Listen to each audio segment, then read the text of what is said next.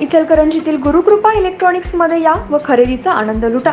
LED TV, fridge, mobile, laptop, mobile accessories, washing machine, home theatre यासारख्या उपयोगी वस्तू मिळण्याचं एकमेव ठिकाण। एक वेळ अवश्य भेट द्या। संपर्क 96 23 26 22 07 आणि 92 73 73 53 53।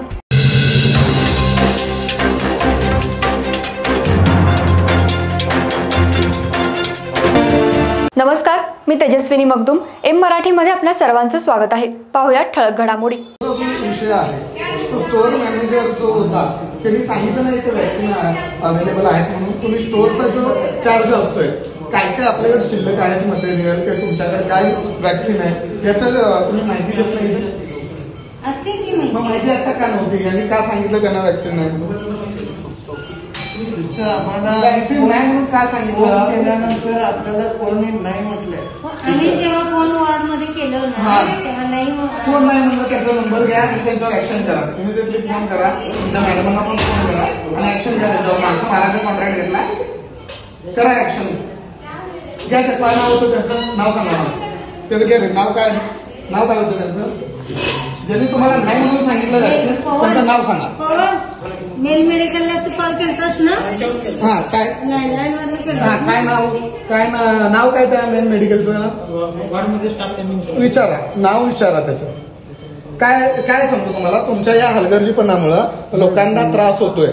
सांगली आणि कोल्हापूरला कुठे जाणार ती लोक रात्रीचं?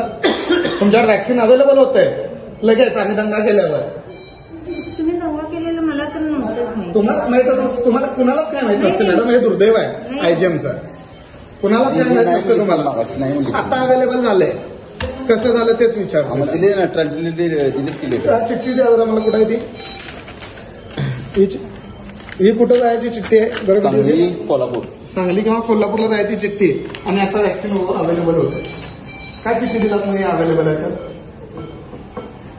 जय महाराष्ट्र। आज इचलकरंजी मधल्या आयजीएम जे शासनाचं रुग्णालय आहे या ठिकाणी पिसाळलेलं कुत्रं चावलंय आणि वर्धमान चौक जयभीमनगर या ठिकाणी एक पिसाळलेलं कुत्रं या भाऊंना सुद्धा चावलंय आणि यांना सुद्धा चावलंय। आणि त्या संदर्भाचा उपचार घेण्यासाठी रेबीजचं जे इंजेक्शन आहे ते घ्यायला इथं आयजीएम मध्ये आल्यानंतर या लोकांनी सांगितलं की आमच्या इथं वॅक्सिनेशन नाही, आणि वॅक्सिनेशन नाही म्हणून यांनी या सांगली किंवा कोल्हापूरचं रेफर सुद्धा या लोकांना केले। आणि आम्ही येऊन इथं दंगा केल्यानंतर इथल्या ज्या मुख्य ज्या मॅडम आहेत त्यांना फोन केल्यानंतर हे वॅक्सिन स्टोअरमध्ये यांच्या स्टोअरच्या ठिकाणी अवेलेबल आहे म्हणून सांगितलं गेलं आणि त्या ठिकाणचं नंतर आता हे वॅक्सिन अवेलेबल झालंय आणि या लोकांना हे वॅक्सिन देत आहेत। म्हणजे जाणून बुजून इचलकरंजीतल्या 5 लाख लोकसंख्या या ठिकाणच्या आजूबाजूच्या या उपजिल्हा रुग्णालयाच्या जीवावर आहेत आणि त्यांना इकडे सांगली आणि कोल्हापूरला पाठवलं जाते। या प्रशासनाच्या माध्यमातून मी सगळ्यांनाच विनंती करतो या व्हिडिओच्या माध्यमातून की जे याला दोषी असतील, मुद्दाम जर नागरिकांना त्रास देत असतील तर त्यांच्यावर कारवाई झाली पाहिजे, अन्यथा मोठं जन आंदोलन इचलकरंजीच्या या आयजीएम विरोधात आम्ही उभा करू। जय महाराष्ट्र।